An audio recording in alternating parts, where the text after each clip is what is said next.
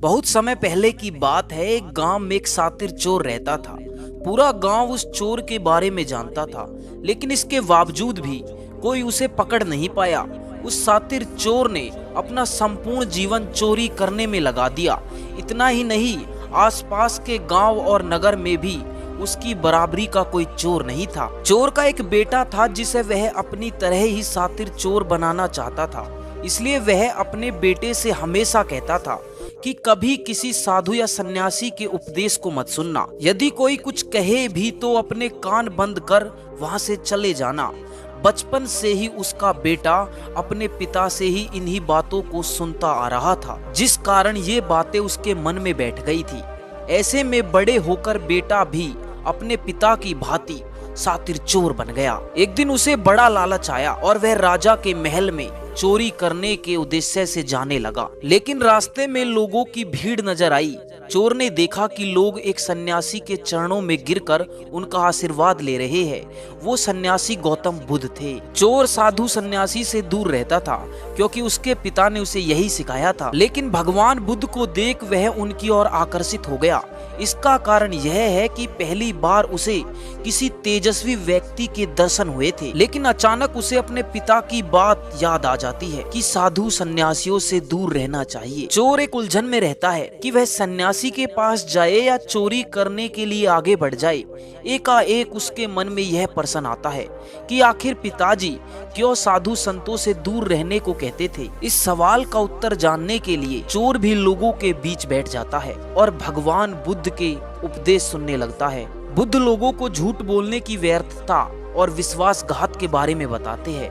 उपदेश समाप्त होने के बाद सभी लोग अपने अपने घर लौट जाते हैं और चोर भी चोरी करने के लिए महल की तरफ निकल जाता है। लेकिन चोर पूरे रास्ते यही सोचता रहता है कि क्यों ना एक बार उस सन्यासी के उपदेश में कही बातों को मानकर देखा जाए। इस तरह से वह चोरी करने के लिए महल की दीवार से कूदने के बजाय महल के द्वार से अंदर जाता है। उसे देख महल के द्वारपाल उसे रोकते हैं और भीतर जाने का कारण पूछते हैं। चोर कहता है कि मैं चोर हूँ और महल में चोरी करने जा रहा हूँ। द्वारपाल उसकी बातें सुनकर हंसने लगते हैं और कहते हैं जरूर यह महल का सेवक या नौकर होगा और हमसे मजाक कर रहा है। यह सोचकर वह उसे महल के अंदर जाने देते हैं। महल में अंदर जाने के बाद चोर खजाने से भरी तिजोरी के पास पहुंच जाता है और तिजोरी को तोड़कर धन और आभूषण को पोटली में भरकर भागने लगता है। तभी उसकी नजर महल की रसोई पर पड़ती है। रात होने के कारण सभी सो रहे होते हैं और रसोई में कोई नहीं होता है। चोर को जोर से भूख लगी थी, इसलिए वह रसोई में जाकर पेट भर खाना खा लेता है। इसके बाद चोर वहां से जाने लगता है। लेकिन तभी उसे बुद्ध के उपदेश में सुनी दूसरी बात याद आती है कि जिसका नमक खाया है उसके साथ कभी भी विश्वासघात नहीं करना चाहिए। चोर सोचता है मैंने इस महल का नमक खाया है, ऐसे में इनका धन चोरी कर मैं इनके साथ विश्वासघात करूंगा।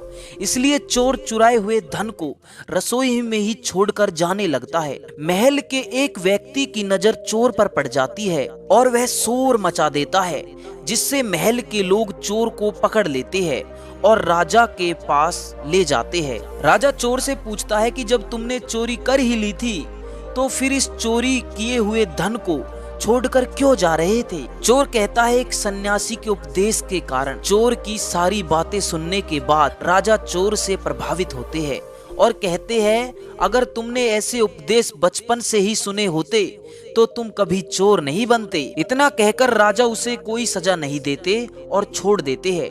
लेकिन राजा ने उससे कहा कि एक बात याद रखना, इंसान सही उपदेश और सही संगत से ही महान बनता है। अगर किसी व्यक्ति को अच्छी संगत और सही उपदेश नहीं मिले तो वह व्यक्ति अपने जीवन में मार खा सकता है।